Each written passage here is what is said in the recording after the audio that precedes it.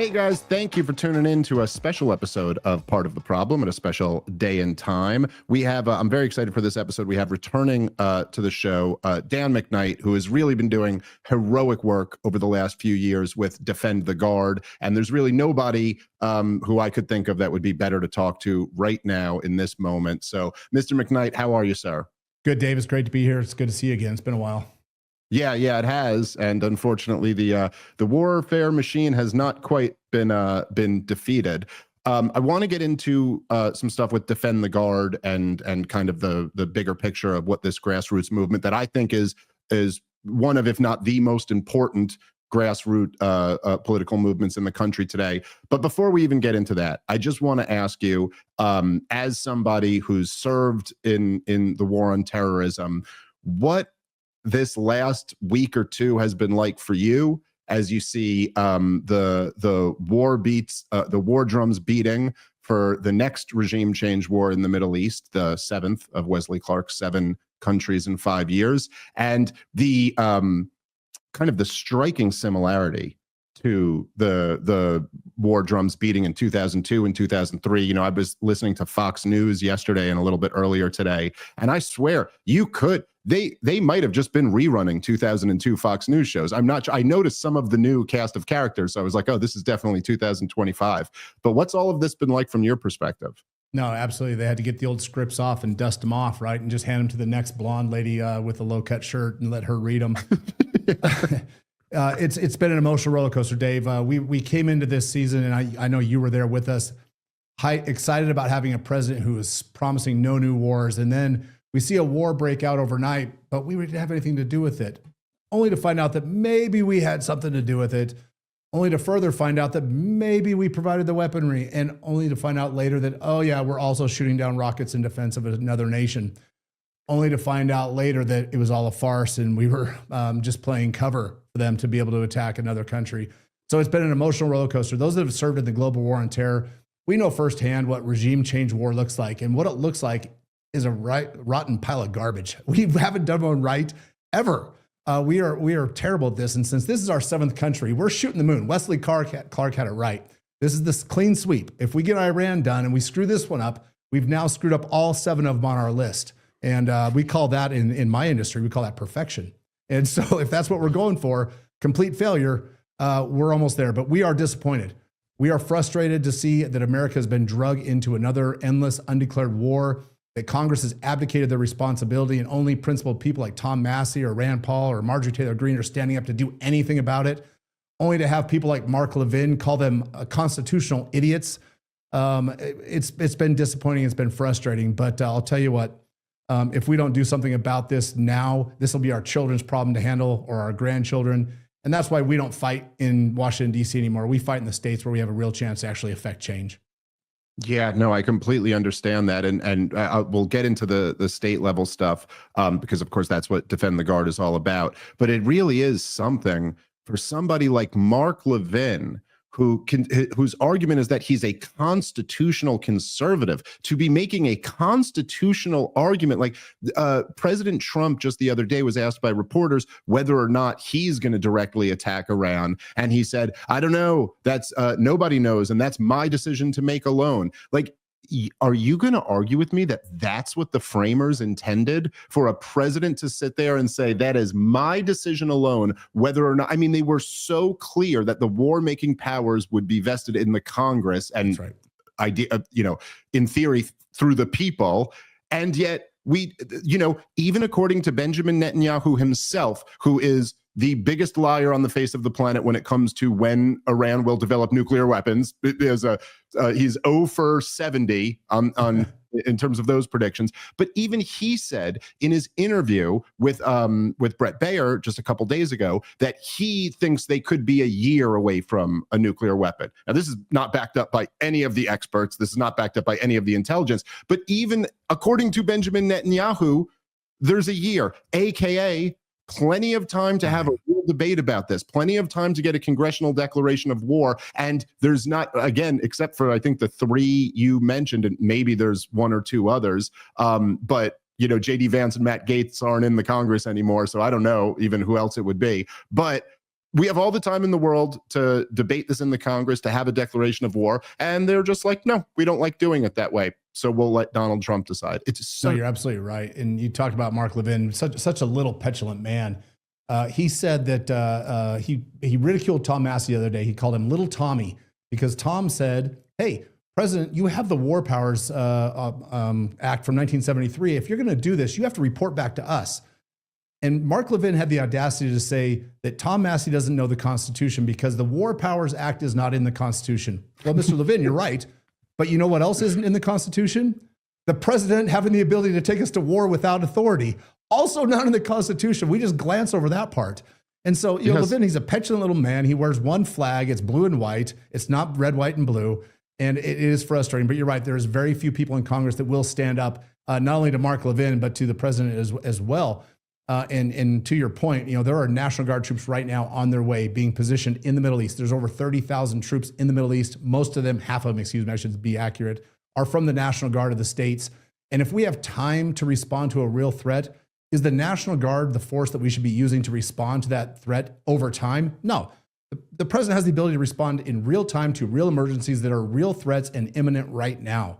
Anything that's a year out, 2 years out, 5 years out, or in BB's case, 30 years out, because that's what he's been saying for the last 30 years is that they're 3 weeks away. We should probably use the active duty military with the authority of the war powers, then have the president respond back to Congress. But either way, your point is right. There's time, and we should be doing everything we can to avoid another war and killing senseless people, whether they're Iranian or Israeli, it doesn't matter. People are people, and we should have a human approach to this, and we should be doing everything we can within the president's actual power to solve this issue.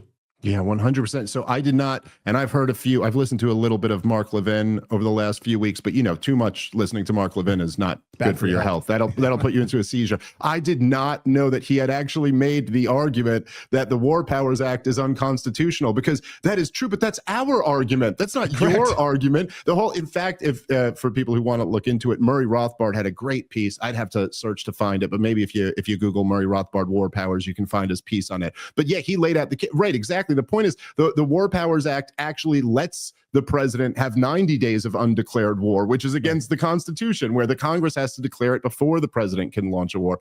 Anyway, that is wild that he actually made that argument. Using our argument against us, he also uses the America First argument against the America First crowd, saying that defense of Israel and letting them off their leash, letting the junkyard dog loose, is an America First approach because he says so.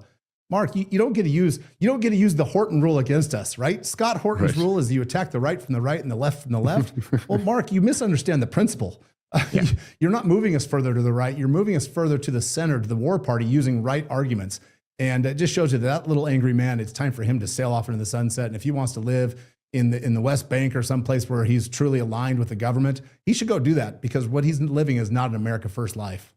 Yeah, 100%. I couldn't think of anything that is less America First than launching an aggressive war of choice on behalf of a foreign country. Right. I think that's a pretty reasonable standard to say that is not what anybody ever meant by America First. Right. You know, one of the reasons why I always just loved the Defend the Guard concept, and as it became like the movement that it has become, is that it was something that was led by yourself, obviously at the top of the list there, but by combat vets.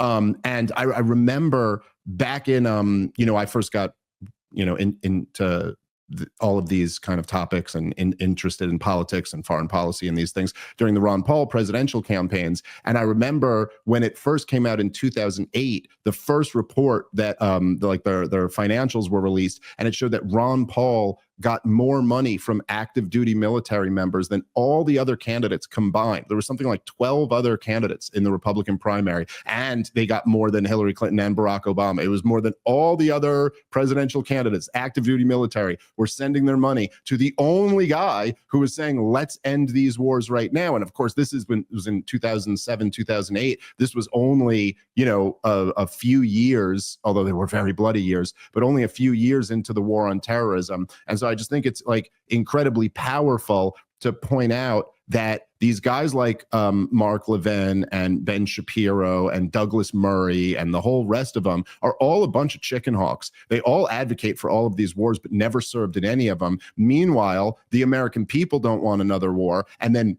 probably most importantly, the actual people who you're asking to make this, ultimate sacrifice, they don't want to go to war anymore. And I mean, that to me, I remember when I saw this in 2008, I was like, well, that should be the end of the conversation right there. I mean, why are we even continuing? Like, the boys who were asking to go do this don't want to go do it. So sorry, unless you guys want to go do it for them, you shouldn't get to fight an elective war against the will of the people who have to go fight it. That's right. And here's the thing about the military. We're not a conflicted bunch like a lot of people think we are. We don't want to go to war. But if we do need to, and it's in the actual defense of our country, there is nobody that will stand up first and go charging into battle with proper authority, with respect for our Constitution, and willing to pay that price with everything up to and including the value of our own lives. That's the military. That's who we are. We sign up for that. What we don't sign up for is to go guard oil wells in Syria and die in Tower 22. We don't sign up to shoot down drones over Israel that are being fired from Iran. We don't sign up to fight all across the Horn of Africa in the Cocoa Wars. There's things going on around the world that the National Guard, the military in general, is being used for. And we didn't sign up for that. We signed up and swore an oath to defend the Constitution of the United States against all enemies, foreign and domestic. And if you want to talk about domestic enemies right now today, if anybody here caught Ted Cruz's conversation about why he went to the United States Senate, it was to promote and defend Israel first. That was his initial campaign promises. I'm sorry, Ted Cruz, you might be from the right, but you're not right. And we will defend the Constitution against those positions. He is beholden to AIPAC. He defends them as a non-foreign lobbying organization. And things like that are what put America's military in danger, because he is beholden to somebody else. Some other countries will, and it's going to put the military in a place that they don't want to be and they shouldn't be. And it's important that we recognize combat vets and people that have been there do recognize that when we're going into these wars, if we're going to do it, a couple things need to happen. Give us the right authority, give us a clear mission and a definition of success, and then get the hell out of the way and let us do it and come back home. Don't make us stay there and police their streets and build water facilities and schools for children. Let us go win the war that's defending America and let us come home. That just doesn't happen anymore. And we haven't done it since the last war that we actually won, World War II. And the last thing I want to say on that is this. When Ron Paul ran for president, I had just come home from Afghanistan and I was pissed. I was angry at America. I was angry at the mission. I was angry at our generals. I thought that what we were doing there was a waste because I'd seen us change missions from shock and awe to counterinsurgency to winning the hearts and minds to provincial reconstruction, all in a year and a half while I was there. And I was pissed when I got home. And when I heard Ron Paul start talking about these things, I actually opened up my Constitution and started reading and following along. And it wasn't just me. It was an entire generation of pissed off vets. The problem with today is that all those pissed off vets are no longer in the military. We now have 18, 19, 20-year-old kids that have joined a military at a time when their entire life has been fighting these endless wars. They don't know anything but war. And so when you ask these young privates, these young buck sergeants today, do you want to be fighting these wars? They're cock-strong and ready to say, yeah, let's go fight them. Let's go kick ass and do our jobs as military. What they don't understand is the context or the history behind it. And the founding fathers never intended for us to be in permanent occupying force. Yeah. Amen. There was something where I just felt like if we were a sane country, just not out of our minds, that the statements that you just mentioned, that Ted Cruz said, his reasons for wanting to be a senator, and then further than that, saying like his biblical justification that God commands us to support Israel, which is, I mean, just logically speaking, it's on the level of me naming my son Jesus Christ and then insisting that, look, the Bible says that my son is your Lord and Savior. It's like, no, you named him after the Bible saying that. That wasn't what the Bible was talking about. But I do not think it's that much to ask. And I'm a libertarian. I believe in freedom and natural rights. If you believe that your God has commanded you to support the state of Israel, and if that's your major motivation in life, fine. But you just get to be nowhere near any political power, let alone war-making decisions. I mean, it's just too crazy. And I was thinking, so I was on Piers Morgan the other day, and it was after we had had booked this interview. And this was another thing I was thinking about, like what the perspective of this from a combat vet must be.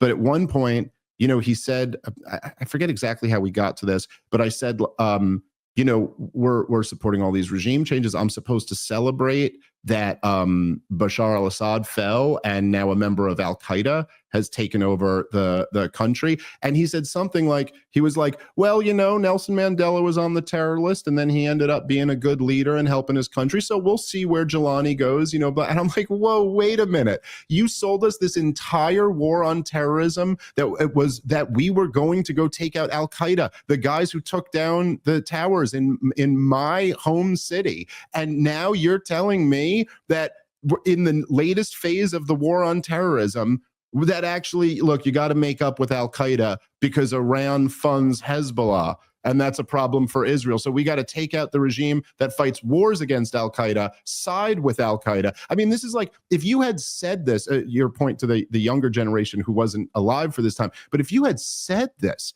to the American people, let alone the American military in like, you know, December of 2001 or 2002 or 2003 or something, that, oh yeah, actually we're going to have to forgive and forget with al-Qaeda while we continue to fight these terror wars. I found it just a truly astounding ask of the American people. And if you think about the guys that have been there, who've lost friends, who've lost loved ones fighting al-Qaeda, fighting ISIS. And now you look in Syria, where we've got American dollars supporting ISIS in one faction. We've got American dollars supporting al-Assad in another faction. We've got American dollars and intelligence supporting the rebels. We've got American dollars and American boys shooting at American dollars and American boys, all in support of an unclear mission and a regime change war that's clearly going to end terribly.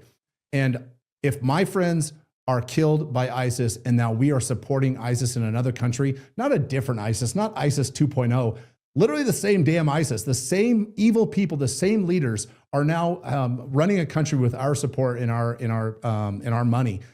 It's frustrating at a micro level. At a macro level, it's treasonous, if you ask me. And when al-Assad fell in Syria in December, 48 to 53% of all the American boots on the ground were from the National Guard. We weren't even there fighting a war. We were using the National Guard to occupy a country that we had no business being in. So this issue of Syria is very close to my heart. And the last people that were injured, last American troops injured or killed in Syria, were National Guardsmen from North Carolina, Georgia, and Arizona. It's the National Guard has become the easy occupying button for a runaway foreign policy. And it's time that we put an end to it. It's just ridiculous.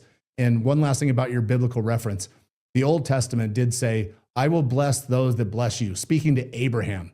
And that's been interpreted to say that they were talking about the nation of Israel. Well, they weren't. Yeah. They were talking about the people of Israel at the time, a religious and an ethnic group. But guess what? If you're Christian, you believe that the Mosaic law of the Old Testament was fulfilled when Jesus Christ came to earth. And the New Testament now says that Israel is more about the people that follow Jesus and have turned their lives over to Jesus. No offense, Dave, have the people of Israel, are they followers of Jesus Christ? It's a minority. It's a very small minority. For sure. Yeah. They think he was a great man in most of the country, maybe even a prophet or a rabbi or a leader. But I wouldn't say they've given their life to Jesus Christ. And so the New Testament is clear. The evangelicals have got this story all backwards. And I'm not a super religious guy. It took me 10 minutes to find that reference in a Bible on my own. I knew that the New Testament replaced the laws of the Old Testament, but I don't know how to make that argument because I don't wear a holy cloth around my neck. Yeah. No, I agree with you on both counts. I'm not a super religious person. I mean, I believe in God, but I'm not like this book is right and this book is wrong kind of guy. But I know enough to know that this argument is just completely ridiculous. And this is an absurd propaganda interpretation of the Bible. And particularly if you, particularly from a Christian point of view where, yeah, like this was already answered when Jesus came. That's kind of the whole point of Christianity. So let's get into a little bit, because obviously we've had you on before to explain this and we've talked about it on the show before, but just for anybody new who doesn't know, just lay out what is the Defend the Guard movement all about? Absolutely. Defend the Guard is a bill that's been around for a few years. It's a piece of state-based legislation. We realized that we couldn't fight in Washington, D.C. because nobody in D.C. would give the combat veterans the time of day. So we left the swamps and we decided we were going to fight in Boise, Idaho, and Bismarck, and Phoenix, and Tallahassee instead of in DC. And the Defend the Guard legislation says this essentially, that the National Guard from the state, whether it's Idaho or Arizona or Texas or wherever, shall not be released into federal service for the purpose of fighting in undeclared wars, period. So what it says is Congress has to declare war before the National Guard can be activated. It's a fail-safe. It's a pause, a moment in time when the governor and the legislatures of the state get to flip a middle finger to the broken rule of law. You're not taking our sons and daughters, our teachers, our mechanics, our tradesmen, our police officers who have volunteered to protect our state and our homeland to go fight in Qatar or Iraq or Syria or anywhere else in the Middle East or Eastern Europe or Africa, unless Congress has done it with the right authority. Then the National Guard can be activated. This is constitutional. All we're doing is redefining the terms of the Constitution clearly in today's lexicon, because it's been abused and mistreated. We're not rewriting the law at all. We're clarifying it and giving the governor legislative prohibition ability to tell the federal government to beat it. Pound sand. You're not taking our boys to go fight in some undeclared war. And we've got it in over 30 states introduced now. We've passed the Senate in Idaho. We've passed the Senate in Arizona 3 times. We've passed the House of in New Hampshire and Virginia. It passed this year 99-0. Full bipartisan support in the House. And we're moving forward in Arizona. It's waiting to go to the governor's desk right now. It's being stonewalled by a, quote, America First Speaker of the House, Steve Montenegro, right now, who claims to be pro-America First, but he's holding the bill back. It's already got the numbers. We've already whipped the floor. We know the vote count. Senator Wendy Rogers has pushed it through the Senate 3 years in a row, and each year it gets to the House, it's stonewalled. And this year it's Steve Montenegro. So if you're in Arizona, go to defendtheguard.us, click on Arizona on the map, and there's a place there where you can tell Montenegro what you really think and feel about him. Or even better yet, we've got about 150 volunteers that are in our organization that jump on the phones and they blow up people's phones in the State House. And you want to talk about moving the needle? 150 volunteers calling 5 minutes apart to one person's office will change votes. It happens all the time in real time. And if you want to be a part of that, defendtheguard.us/phone bank. And our great field director, Diego Rivera, he will train you and teach you how to be effective as an activist and how your 5-minute lunch break, you can give us 5 minutes on your lunch break, you can change United States foreign policy. Yeah, 100%. And it's like really, it's such an important time to do something like this because you really do. And look, I don't want to overstate this because we don't know exactly what's happening here, but Donald Trump, just to be clear for everyone, to kind of put some urgency behind this, Donald Trump, first of all, I'll say this, okay? I had some sources on the inside who told me about 48 hours before Israel struck Iran that Israel was going to strike Iran. And they did. So the sources were correct on that. The same Were you sources on the Atlantic tweet thread or something? Or the text I was thread? not on the Atlantic tweet thread, but I know some people who know some people. And then the same sources told me that on Monday night, America was going to join in on the war and America was going to attack Iran. Now, Monday night comes and Donald Trump posts this evacuate Tehran tweet and then had his thing about unconditional surrender. And so when I saw that, I went, oh, wow, this is the information I got was correct. America's joining the war. This is it. It's happening right now. Now, it didn't end up happening. And now it's being reported that Donald Trump is taking a week to 2 weeks to make his decision over whether the U.S. will formally, as if we're not already involved, but will formally enter the war. And I'm just saying that it is a plausible thought here that the fact that so many people with tremendous influence like spoke out against this war. And I'm not talking about me. I'm talking about Steve Bannon and Tucker Carlson and Charlie Kirk and Marjorie Taylor Greene. And as you mentioned, Thomas Massey and Rand Paul and Alex Jones and Candace Owens. And I'm sorry? Matt Gaetz. Matt Gaetz was phenomenal on this. And I'm probably missing a few others. Charlie Kirk was actually very good on this. And so when you put all of those guys together, you're talking about a huge percentage of the influential people in the MAGA world, in Trump's own base. And what that does is it lets Donald Trump know that this is going to be incredibly politically costly for him to do this. This might be the thing that has prevented this strike from happening already. And if they are aware that there is a grassroots movement of combat vets who are dead set against the being used in this way, like I'm just saying, making these phone calls right now, you really cannot overstate how important it is. This could be the difference between another catastrophic regime change war and avoiding one. Look, if they know that they're like the National Guard themselves does not want to be used, or even if there are legislative victories and can't be used in this way, again, this could be the difference. These are politicians we're talking about after all. They respond to political incentives. Now, of course, they might respond to big money incentives even more, but if the political incentive is strong enough, you can move these things. As I'm sure you remember well, Barack Obama announced that we were going into Syria to do a regime change war there. And it was the pressure from active duty military members, this massive internet campaign of active duty military guys saying, I will not go die for Al-Qaeda, fighting for Al-Qaeda in Syria, that ultimately stopped him from doing that. Now, look, he ultimately got the regime change anyway. We fought a dirty war there, but still, that was a heck of a lot better than having another Iraq or Afghanistan on our hands. And so, just saying, like, look, I'm not trying to be like pie in the sky here and pretend that the people really have all of the power or something like that. But there is some degree of power that the people have, and this is the time to exercise it. Like, right. No more important time than this. That's right. And if you look at this where society is at today, first I want to actually address that last point. The power is with the people. We just have to take it back.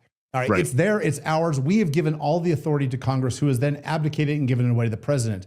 The only way we're going to fix that is if we take it back. And the only way we take it back is by taking action. So you look in today's society right now, we've got the No Kings riots in thousands of cities across the country, the National Guard being deployed to the border for border security, being called into the streets of LA. And then you look in Arizona, where the National Guard, where the governor there signed a treaty with the Sultan of Oman to defend their border against Yemen. So the National Guard is being split all over the world, not only fighting in endless wars, but also protecting other nations against potential enemies. They're protecting our own southern border. They're enforcing the rule of law, possibly violating the posse comitatus. I don't think so, but some people do. That was my best Donald Trump impersonation. I don't think that, but others do. So what better time was there to use the National Guard as the cudgel to force a correction? Right now, the National Guard is the only constitutional mechanism that we have to defend the homeland, to enforce the rule of law, to keep these rioters off the streets and throwing bricks and cars off of overpasses and burning down buildings and dumpsters and just creating chaos. The National Guard is our mechanism. They should be home to repel an invasion, to put down an insurrection, to enforce the laws of the Union. That's what it says in the Constitution. You know what it doesn't say? Fighting undeclared wars overseas. It doesn't say it at all. The National Guard is here to defend America and our home interests. And when you talk about the movement of active duty military being the ones that pulled the rug from out from underneath President Obama, it's exactly right. That campaign caught fire, and it was wild how fast it happened. And we're doing the same thing right now. We're using veterans with skin in the game, and maybe even a limb lost, to tell their stories and say, it is no longer my obligation to fight your undeclared and endless wars, and it won't be my children's or my grandchildren's. Legacy members of the military, families that have served for generations, are backing out and saying, no more, not until we get this fixed. And it's a sad state of affairs when people in your country who have proudly served the military in the past are waking up to recognize that they're nothing more than a pawn in the defense military contractors' puppet show. No longer. It's time to put an end to it. And the only way we can do it is through the Defend the Guard movement. And there's only one opportunity left this year, and it's in Arizona. If it doesn't happen in Arizona this year, it doesn't happen anywhere until next January at the earliest. And you want to talk about the ground support. We got Defend the Guard on the ballot in Texas in the Republican primary, asking Republican voters what they thought of the Defend the Guard movement. And it passed with 83% support. It outperformed Donald Trump. It got 60,000 more votes than Donald Trump. Funny part about it is, Dave, the no votes on Defend the Guard in Texas matched almost identically the same number of votes that Nikki Haley got for president on the same ballot. So you want to talk about where the political alignment, where the separation is. The MAGA movement is anti-war. We are anti-war until it's time to go to war. And then when it's time to go to war, we will do it constitutionally. And then we're going to go in and we're going to defend America and we're going to kick ass and come home. Yeah, it's one of the it's one of the great tragedies of our time, of my lifetime, is that you have this, and again, I'm not trying to paint like with a broad brush. Like obviously, like there are troubled people who go into the military, and there are people who go into the military, for maybe not the best intentions, but there are so many of these young men who go into the military with the noblest of intentions, with the idea that like I would put my life on the line to make sure that like you and your little sister and your mother and your daughter are protected and don't have to, like, and man, if there was a time when you had to do that and someone really threatened our country, those brave young men are what you need for your society to survive. And throughout all of human history, that's how societies only survive if they have these brave young men who are willing to risk it all in order to protect their societies. And to watch that be manipulated, for the interests of foreign countries and bankers and weapons manufacturers, and watch this like it's something out of like a Greek tragedy, to watch the most noblest of instincts in humans be manipulated for these like most evil of ends. It's just man, there is a place in hell for the people who are orchestrating the greatest that. warrior, one of the greatest warriors ever to serve in the American military, wrote a little pamphlet, right? War is a racket. Right? Smedley Butler, two-time medal. I got it right here on my shelf. Yep. Right. It's right here. In fact, I've got a little statue back here next to Thomas Aquinas of Smedley Butler. He's an absolute hero of mine. But you talk about the honor of people that join the military, willing to stand up for this almost altruistic viewpoint that I'm going to defend America, my mom, your sister, all of it. I'm going to do it. It's going to be on my shoulders. I was that same guy. In 2005, when we were getting ready to go to Afghanistan, me and 7 of my buddies, we were in Fort Hood, Texas, training, getting ready to go. Well, Fort Hood happens to be just a couple-hour drive from Crawford, Texas. And what's in Crawford, Texas, you ask? President George W. Bush's ranch. We were so bought into the mission. 7 of us bought a used van for $1,500, snuck off base on a weekend Liberty Pass, and we drove to Crawford, Texas, to go tell President Bush we were going to win his war for him. That's how Pollyanna we were. That's how altruistic we were. We got to the gate, and of course, Secret Service stops us at the gate. But they radioed back to that house and asked him to come outside and wave at us. And he did. You couldn't see the door, but they told us he waved. And God, we were ready to go. I was ready to go catch a bullet for that man. And then I got there and realized nobody knew what we were doing. And then a few years later, I read the Afghanistan papers where he didn't even know who the commanding general in Afghanistan was, because he was busy jerking off his dad and dealing with Iraq. He'd taken his eyes off the prize. So you talk about that honor. A lot of young military men they buy into the mission. They buy into the red, white, and blue and the apple pie and baseball and spreading democracy. And we believe it. And then at the end of your career, you look back and you're like, we didn't do any of it. We didn't do any of it. We got played. And the only way to restore that honor is to get rid of these people like Lindsey Graham, who, by the way, who has a Bronze Star from combat, even though he was a lawyer in the Air Force. I don't know how he got a Bronze Star for valor in combat. This is what happened to the military. Everybody gets to come home with a chest full of ribbons so that they can justify the purity of the mission that they went on.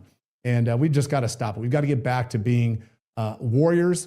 And every war that America's ever won has been on the backs of corn-fed Midwestern men, not pansies from inner cities, not some weird cultural society woke. I can't even call it what I want. It's been on the back of corn-fed men. And we've got to get back to that again and the only way to do that is to get rid of some of the culture problems we have that start in Washington, D.C.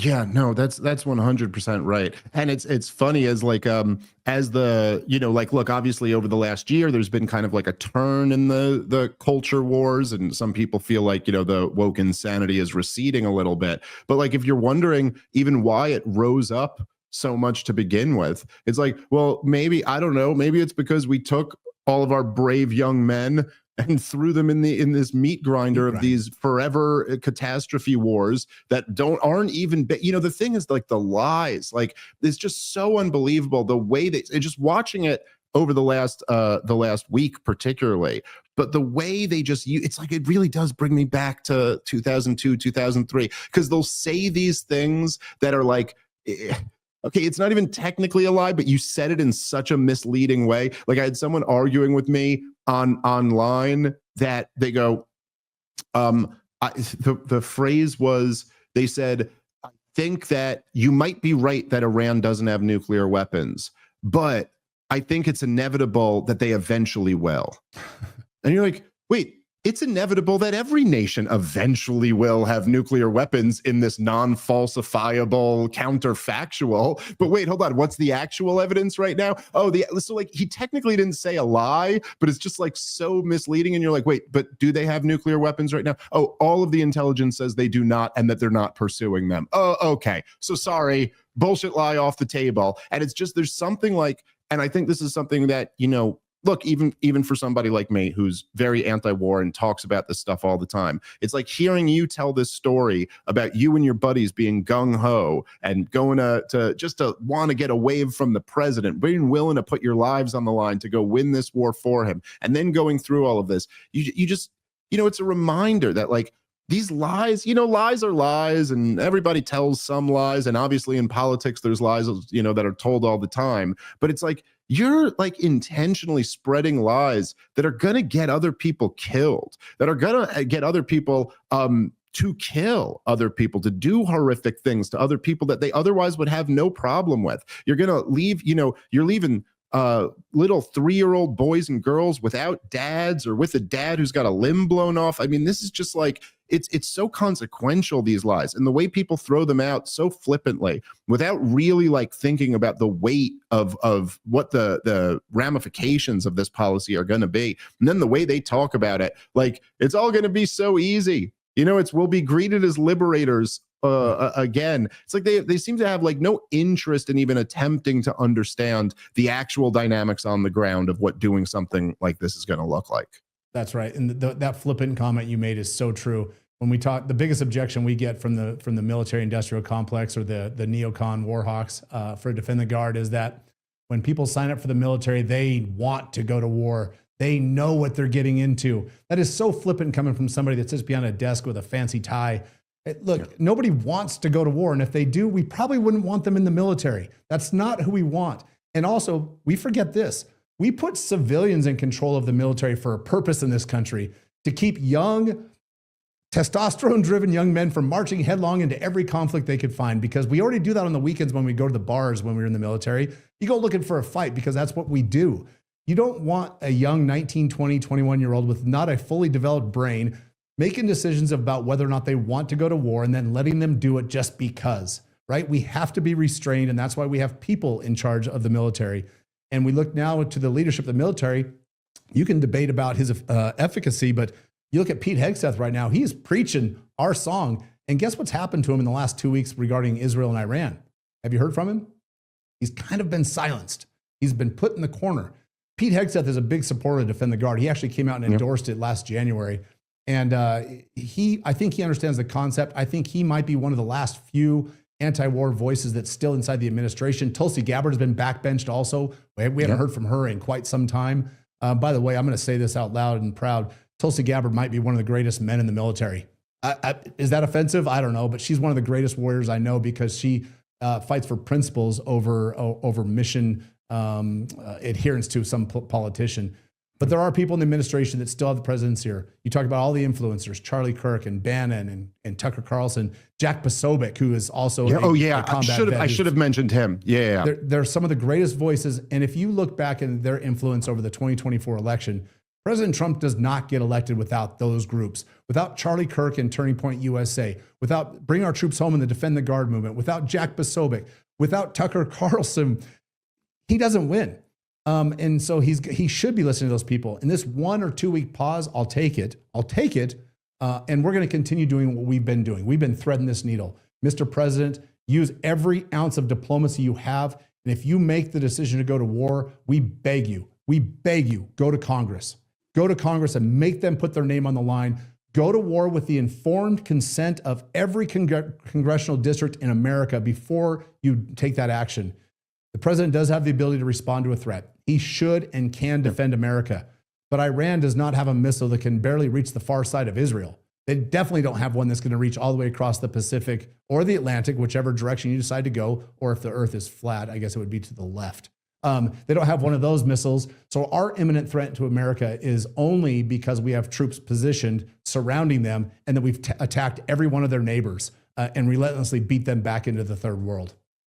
Yeah, it's really something. I was saying it's funny, and I love the way you put it, because there's no mistaking this. Because there was, I remember, particularly before Ron Paul, and then of course once Donald Trump started taking on some of these anti-war talking points, this kind of receded. But for years, it would kind of be like, if you were to like make an argument like this, it's the attack would be like, oh, so you're blaming America, you're on the side of Iran rather than being on the side of America, which is pretty impossible to do when you're talking to somebody who actually voluntarily signed up and risked their own life to go defend the United States of America. Just makes it I mean, they might still try, like Larry Elder was the black face of white supremacy or something like that, but it does make it makes it a tougher sell for sure.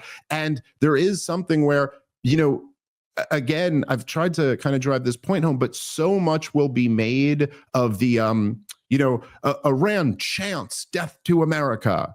And it's like, oh, well, I mean, they chant, do they? Well, then I mean, I guess we have to go see about these chants. And look, I am just saying, I am an American. My only loyalty is to the United States of America. Right. I could care less about the Iranian government. Like, I'm a Jewish libertarian. What do I have in common with the mullahs? You know what I mean? Like, it's like they're not my people. But at the same time, I also learned the lesson of Frederick Bastiat that there is a difference between your society and your government, right, which also could be a lesson of the Declaration of Independence. Like, governments are just something the people create to protect rights. They're not like gods or kings, and they're not the same as our society. I'm loyal to America. I'm not loyal to the American government. And if you're going to tell me that the part of the justification here is that they've made threats, it's like, well, then I just demand we be consistent and objective and go, but what about the threats that we've made toward Iran? We put them on the axis of evil after 9/11, even though they had nothing to do with 9/11. We then invaded and destroyed the two neighboring countries that touch it. So that might seem like kind of a threat to them. Maybe we should all, like, sure, if you want to say threats are bad, okay, yes, that's true. It's not good when people make these threats willy-nilly. It's, okay, it's not good for de-escalation, which always should be the goal.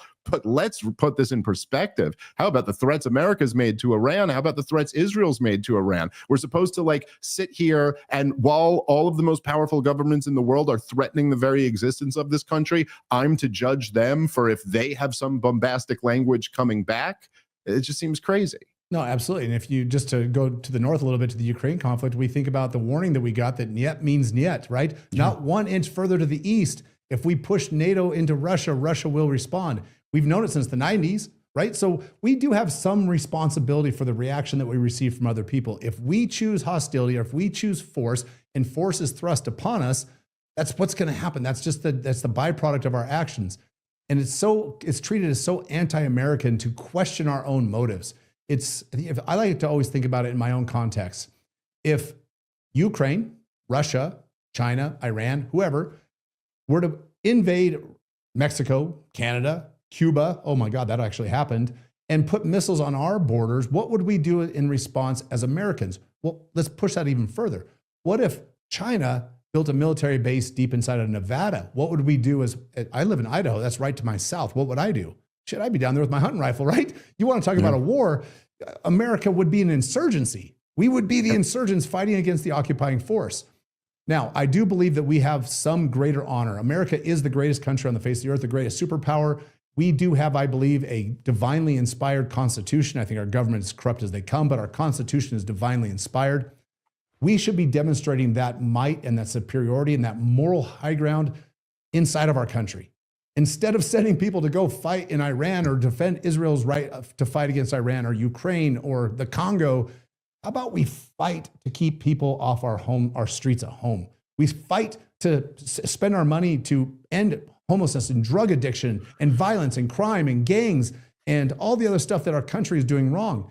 Tucker talked about this with Ted Cruz the other day. What have you ever said about the homeless person you stepped over getting off a Union Station on your walk to work in Washington, D.C.? How about you do something about that? That is, D.C. is something that the Congress actually controls. They could actually fix that problem in D.C., but they're so busy focusing on all the other countries around the world and flexing our might and spending our cash that they can't even do the one simple thing: make the walk from Union Station to Capitol Hill safe. Seems like a really small lift.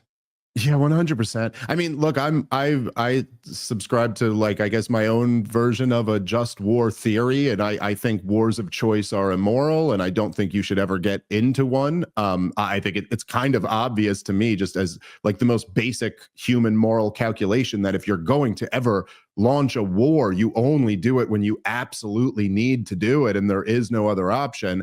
But let's just say that there is a time where you would opt to launch a war of choice. Like, okay, let's say I were to concede that point. Well, like when your country's $37 trillion in debt and you got 100,000 drug overdoses a year, and we've had maybe 10 million illegal immigrants come into our country in the last 4 or 5 years, and have the worst political and tribal and racial and divisions of my lifetime, that certainly wouldn't be the time that you launch a war of choice. You know, that's a time when you pay attention to some of the problems you got at home. So I completely agree with that. Hey, I wanted to ask you about this before we're done, because I did think another one of the elements, which again is very consistent with all the war propaganda of the last 25 years, but one of the elements that I found truly unbelievable.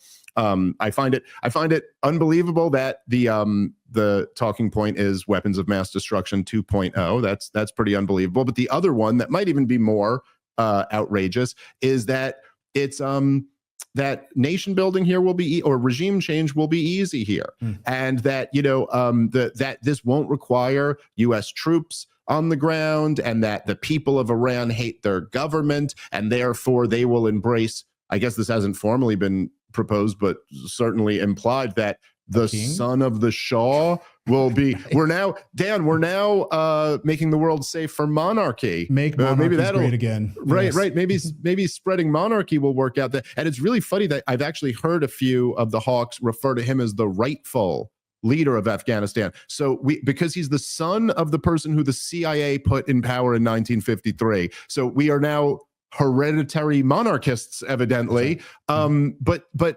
as somebody who was, okay, look, Afghanistan is a different country than Iran. I'm not saying that there aren't different dynamics, but they are their next door neighbor. And as somebody who was a part of like a nation building effort in Afghanistan, what do you think about this when you hear people going like, oh, the logistics of this will be no problem at all. This regime falls, a real great guy will take over, and then there'll be more harmony in the region. What do you think? No, look, first of all, we're talking about anywhere between 90 and 100 million people in Iran. It's not Afghanistan. It's not Iraq. It's more than double the size of those countries. Also, if the war is launched from the Gulf or from Israel, there's not a single fighter or bomber that can make it there and back in a trip. So guess what happens now? Now the National Guard, which owns most of the air refueling mission for the United States military, is deploying all their KC-135s over there right now to occupy the skies and provide mobile gas stations. So the logistics of us to fight a war in Iran are infinitely different. We do not have a beachfront in Iran. We would be fighting from several thousand miles away, and the sorties would be just way more complicated. Next, we also know this. There has never been a war that's been won, peace that has been surrendered or anything without boots on the ground. So whose boots are they going to be, and where are they going to come from? Are we going to fight from Afghanistan as our base? I don't know. Then you're going to be fighting people from two directions. Are we going to be fighting from Iraq? I don't think so, because Iran, their regime, and Hezbollah and all of their proxies are in Iraq right now running that country. Where are we going to fight this war from? What's our beachhead? And there was a report out just a couple weeks ago. I was just talking to Doug McGregor about this the other day. There's a Marine Corps general that has said the Marine Corps is no longer capable of fighting as an amphibious mobile warfare unit. They no longer have the capacity to fight from the sea onto land. It's not their mission anymore. So what's the war going to look like, and where's it going to come from? Another great military strategist that I know, he's a representative in the Idaho legislature now. He was a 38-year naval aviator. He was the longest serving Navy pilot in U.S. history. He was the opposition force for the United States military. He played China. He played Russia in all the war games against the United States, and he's undefeated. He's never been beaten by the United States. He said that our carrier groups, if we actually launched a war into Iran, and if China were to join that war, our carrier groups and our modern F-35s and F-22s would be gone and useless by the end of the first day. The first day. And he knows, because he's the strategist that does it. And so what would the war look like? I don't know. Would it be like horseback in Afghanistan when the war first started? I don't know. Would it be trying to revive the M1 Abram tanks that we have taken out of our inventory? Would we be driving across the Silk Road to try and get to Iran from some safe place? You tell me. I'm sure there's a plan in the Pentagon somewhere. I'm sure it makes sense because some young Butterbar lieutenant probably kissed some colonel's ass to get it done with the proper PowerPoint presentation. I don't know what it looks like, but it would not be near what it was in Iraq when we invaded from Kuwait, and it wouldn't be what it was in Afghanistan when we had a foothold in the north with Mazar Sharif. Yeah. Yeah. So in other words, the risks of this war just make the risks of all the previous terror wars pale in comparison. And I think that's just, I think that's undeniable. Yeah. And, one of the points that a lot of the hawks would make when they were supporting the U.S. backing Ukraine all the way. And this was one true point that they would make, which I've conceded this in a few different debates that I've done on the topic. But they would say that because there were these dynamics in Ukraine pre Putin's invasion, where you had people to the east of that country who were much higher percentage ethnic Russians and much higher percentage had favorable views toward Russia, whereas the people in the west of the country were more ethnically Ukrainian and were more favorable toward European being kind of more let's just say more incorporation with Europe, broadly speaking. And they said that after Vladimir Putin launched the war, this dynamic has changed a lot. And that actually now the percentage of the country who are against Putin is higher than it was before. And this is true. People don't tend to like to be invaded, even if they were kind of sympathetic to you. Before that, you come in there, you start dropping bombs, people start dying, and they start to develop a hatred for you. And it's just interesting that people will say, because I hear this with Iran, where they go, look, the people really hate their government. And you're like, listen, I am sure that is true. There's lots of people in this country who hate their government. There's lots of people in just about every country who hate their government. And I'm sure that is true in the case of Iran. But that was also true in Saddam Hussein's Iraq. In fact, the overwhelming majority of the country were Shiites. They didn't love Saddam Hussein. But the point is, you're going to go in there, you're going to start dropping bombs on people, you're going to start killing people. And the fact that they didn't like their previous government doesn't mean that Thomas Jefferson's going to rise to power. It might mean, as it did in Iraq, that there's going to be an 8-year civil war where 1 million people are going to die. And so the idea that these hawks, after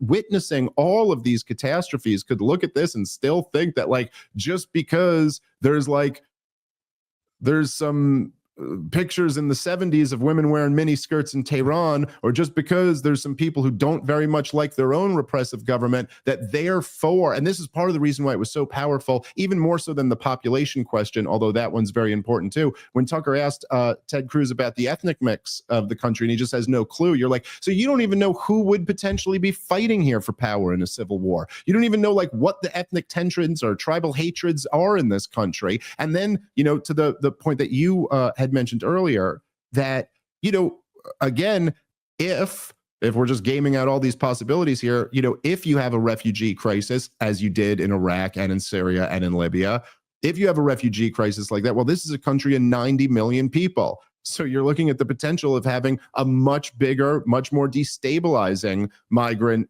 crisis, which all the right wingers in Europe have essentially risen in prominence against, opposing the mass migration into Europe. Well, it was all caused by destabilizing this region. And now we're flirting, again, for no reason, with the biggest one yet. No, absolutely. And I don't remember who I heard the other day that was talking about that the Kurds would rise and take over Iran, which is about the most insane thing you can imagine. Yeah, like Turkey, the neighbor to the west, is going to allow the Kurds to take over Iran. It would create this Kurdish belt that stretches all across the Middle East. Look, would I be okay with that? It's not my business. I don't know. The Kurds were great warriors with us in Iraq, but that's not really logical for them to rise up. Dave, you talk about Iran going into a civil war if we invade because some unknown leader may try to rise. There would be a vacuum. There would be a conflict for power. And you say that because of experience, but it's not like you've actually been there. It's not like you actually have experienced that type of thing. And so your opinion to some people, especially the Warhawks, is unfounded and unjust. But to me, I find it completely compelling. Our history, our experience, our pattern is a direct evidence of what would happen again if we do the same thing. Because, you know, when you do the same thing over and over and again, you're going to get the same damn results. And if we destabilize another country, another regime change war, and we do it on the back of our CIA and our military and our proxies fighting, we're going to get the exact same result. There will be a conflict, and the strongest bad guy will rise to power, because that's what happens when you destabilize a country. The strongest bad guy rises always.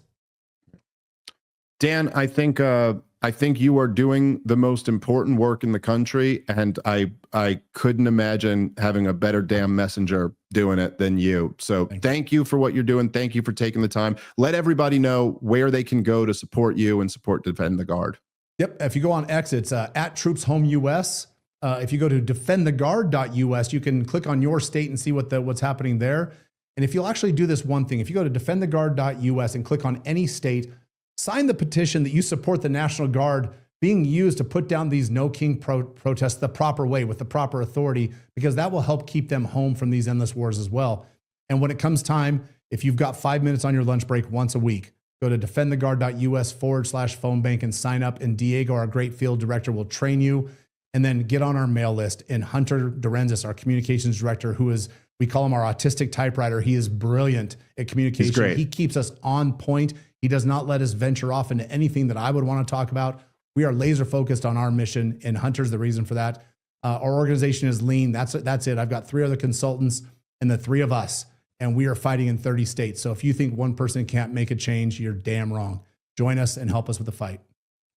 Absolutely. And if it means anything to anyone, I give you my my highest possible level of endorsement for the entire project. It's the most important project in America today. Thank you so much, Dan McKnight, for taking the time. Thank you to everybody for listening. We will catch you next time. Peace.